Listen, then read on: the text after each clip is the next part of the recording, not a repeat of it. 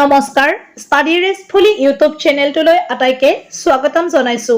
আজিৰ এই ভিডিঅ'টিত আমি দশম শ্ৰেণীৰ ইংৰাজী পাঠ্যপুথি ফাৰ্ষ্ট ফ্লাইটৰ দ্বিতীয় পাঠ Nelson Mandela long walk to freedom অসমীয়াত আলোচনা কৰিম এয়া পাৰ্ট 1 যেহেতু আমি কমপ্লিট পাঠটো আলোচনা কৰিম ৰৈ যোৱা অংশখিনি তোমালোকে পৰৱৰ্তী ভিডিঅ'ত চাব পাৰিবা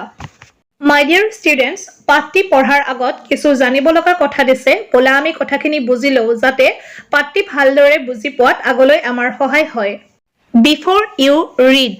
apartheid is a political system that separates people according to their race.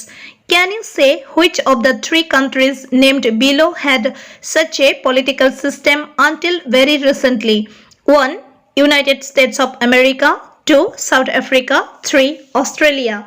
Apartheid বা বৰ্ণ বৈষম্য হৈছে দক্ষিণ আফ্ৰিকাত চলিত এক চৰকাৰী নীতি যাৰ দ্বাৰা বিভিন্ন জাতিৰ লোকসকলক পৃথক পৃথককৈ বাস কৰিব দিয়া হয় তোমালোকে ক'ব পাৰিবানে তলত উল্লেখ কৰা তিনিখন দেশৰ ভিতৰত কোনখনত অতি শেহতীয়াকৈ এনেকুৱা ৰাজনৈতিক ব্যৱস্থা চলিছিল নম্বৰ 1 ত দিছে আমেৰিকা যুক্তৰাষ্ট্ৰ 2 ত দিছে দক্ষিণ আফ্ৰিকা আৰু 3 ত দিছে অষ্ট্ৰেলিয়া Dear students, এই পাঠটি পঢ়ি যোৱাৰ লগে লগে তোমালোকে প্ৰশ্নটিৰ উত্তৰটো নিশ্চয় জানিব পাৰিবা Next, have you heard of Nelson Mandela? Mandela and his African National Congress spent a lifetime fighting against apartheid. Mandela had to spend 30 years in prison.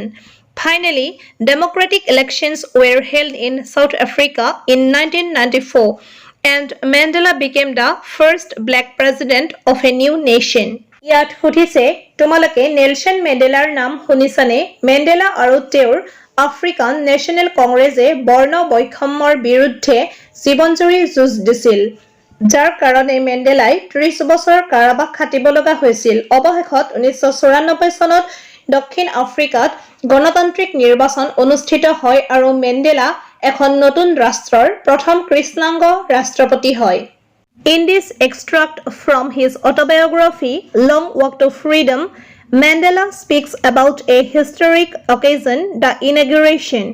Can you guess what the occasion might be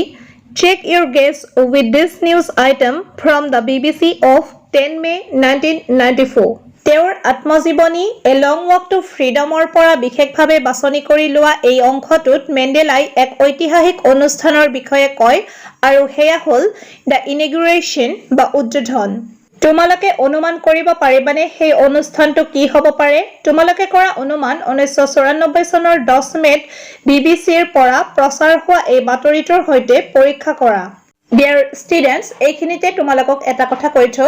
বিবিচিৰ সম্পূৰ্ণ ৰূপ হৈছে British broadcasting corporation আৰু BBC হৈছে বিশ্বৰ আগশাৰীৰ ৰাজহুৱা সেৱা সম্প্ৰচাৰ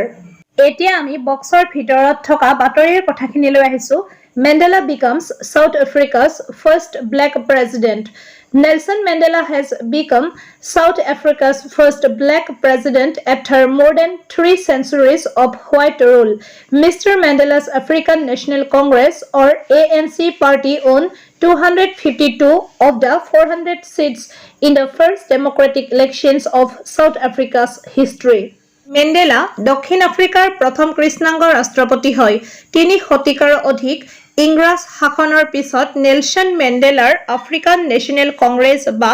ANC দলে দক্ষিণ আফ্ৰিকাৰ ইতিহাসত প্ৰথম গণতান্ত্ৰিক নিৰ্বাচনত 400 খন আসনৰ ভিতৰত 252 খন আসন লাভ কৰিছিল Next, the inauguration ceremony took place in the Union Buildings Amphitheatre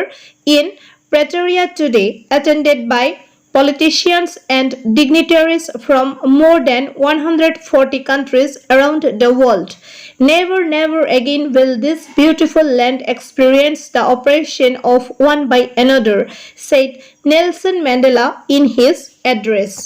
BBCয়ে প্ৰচাৰ কৰা বাতৰিটোৰ মতে ইয়াত কোৱা হৈছে আজি প্ৰিটৰিয়াৰ ইউনিয়ন ভৱনৰ এম্ফিথিয়েটাৰত উদ্বোধনী অনুষ্ঠান অনুষ্ঠিত হয় য'ত বিশ্বৰ 140 খনতকৈও অধিক দেশৰ ৰাজনীতিবিদ আৰু বিশিষ্ট ব্যক্তিসকলে অংশগ্ৰহণ কৰে নেলসন মেণ্ডেলাই তেওঁৰ ভাষণত কয় যে এই সুন্দৰ ভূমিখনে আকৌ কেতিয়াও ইজনে সিজনৰ ওপৰত কৰা অত্যাচাৰ অনুভৱ নকৰিব সুন্দৰ ভূমিখন বুলি কোৱাৰ লগে লগে আমি ভূমিখনত বাস কৰা সুন্দৰ মানুহবোৰক বুজো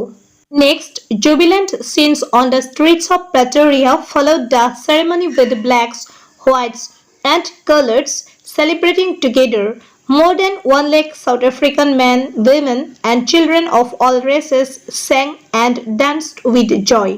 ইয়াত কোৱা হৈছে যে প্ৰেটৰিয়াৰ ৰাস্তাবোৰত আনন্দময় দৃশ্য দেখা পোৱা গৈছিল কিয়নো সেই বিশেষ দিনটোত গাৰ বৰণক লৈ কোনেও প্ৰশ্ন কৰিব পৰা নাছিল আৰু বগা কলা ৰঙীন সকলোৱে একেলগে লগ হৈ সেই দিনটো উদযাপন কৰিছিল এই অনুষ্ঠানত দক্ষিণ আফ্ৰিকাৰ 1 লাখতকৈও অধিক পুৰুষ মহিলা আৰু সকলো জাতিৰ শিশুৱে আনন্দেৰে গান গায় আৰু নৃত্য কৰে আজিলৈ এইখিনিয়ে please like share comment and subscribe to my channel পুনৰ এটি নতুন ভিডিঅ'ৰ সৈতে লগ পাম তেতিয়ালৈ সাইন আপ কৰিছো থ্যাংক ইউ ফৰ ওয়াচিং